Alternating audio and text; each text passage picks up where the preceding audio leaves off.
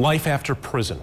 A U.S. Supreme Court ruling that found mandatory life sentences for juveniles unconstitutional is a game changer for a Grand Rapids murderer. Now he could have a second shot at life.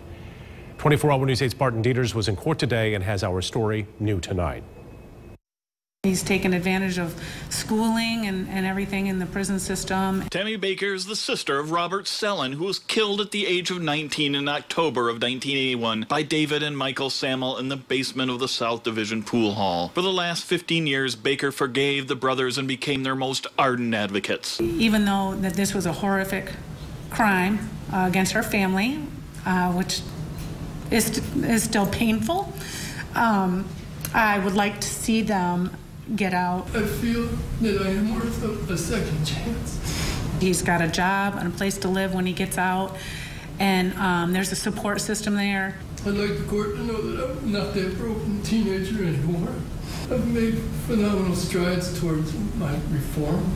Sammel says he has 2 jobs lined up with the help of the Department of Corrections. That includes mentoring at-risk youth and asbestos abatement in the Detroit area. The statements were enough to convince a judge. I think perhaps Mr. Sammel has been confined long enough given the totality of circumstances.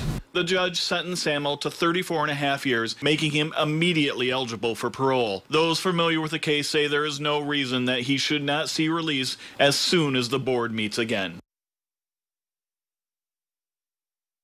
And that was Barton Dieters reporting. Sammel is the first of 9 people who will be resentenced. We'll continue to watch these cases, which are expected to wrap up by the end of next month.